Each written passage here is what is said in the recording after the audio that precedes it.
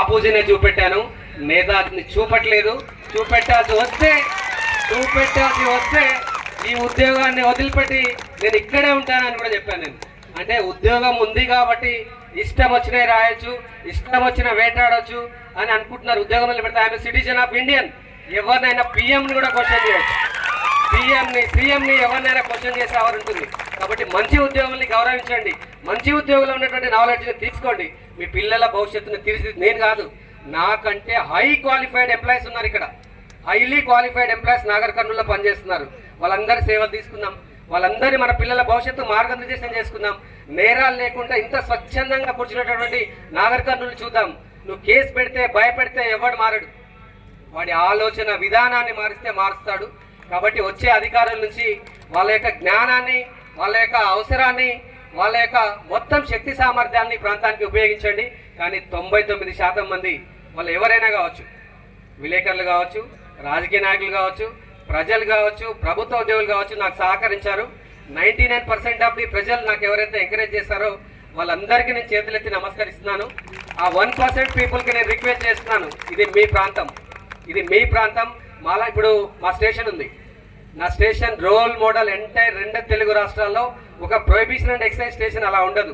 నాకు సొంత ఇల్లు లేదు, కిరాయి సింగిల్ బెడ్రూమ్ ఇంట్లో ఉంటున్నాము. దానికి నా సొంత మనీ వేసి కూడా దాన్ని ఒక ఉద్యానవనంలాగా తీర్చిదిద్దాను. నాకు ఎక్కడ పోస్టింగ్ ఇచ్చారో నాకు ఇప్పుడు స్టేషనే లేదు.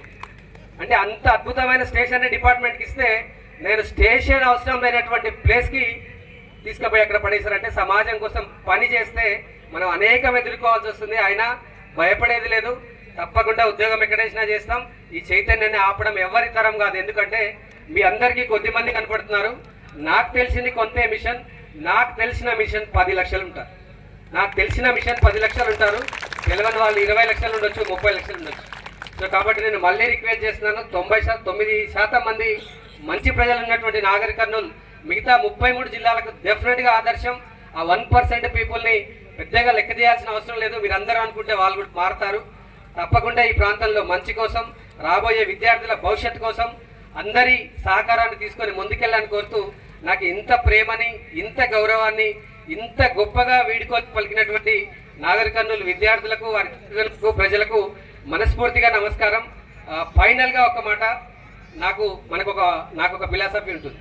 మొత్తం ప్రపంచ దేశాలుంటే భారతదేశం అంటే నాకు ఇష్టం. భారతదేశంలో అన్ని రాష్ట్రాలు పోటీ పడుతుంటే తెలంగాణ అంటే ఇష్టం. తెలంగాణలో అన్ని జిల్లాలు పోటీ పడుతుంటే నల్గొండ అంటే ఇష్టం. నల్గొండలో అన్ని మండలాలు పోటీ పడుతుంటే పెద్ద ఊరు అంటే ఇష్టం. పెద్ద అన్ని విలేజ్లు పోటీ పడుతుంటే నా గ్రామం నాయనవాని కుంట అంటే ఇష్టం. అంటే ఇలా ఉంటుంది మనది. కానీ నాకు నల్గొండ ఎంత ఇష్టమో, ఎంత ప్రేమనో నాగర్ కర్నూలు కూడా 100% అంతే ప్రేమ. ఎందుకంటే నేను ఒక సామాన్యుడిగా వచ్చిన నాగర్ కర్నూలుకి, ఉమ్మడి నల్గొండకి మాత్రమే తెలుసు నేను.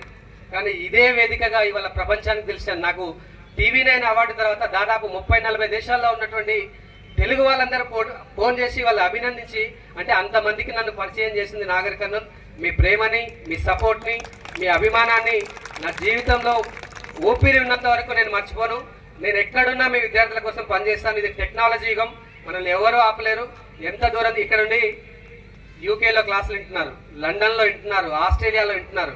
నేను ఎంత దూరంలో ఉంటా, ఎక్కడున్నా కూడా మనకి టెక్నాలజీ యుగం. మనం కనెక్షన్లోనే ఉందాం, తప్పకుండా విందాం. తప్పకుండా సహకరించిన వాళ్ళకి ధన్యవాదాలు, సహకరించిన వాళ్ళకి డబల్ ధన్యవాదాలు.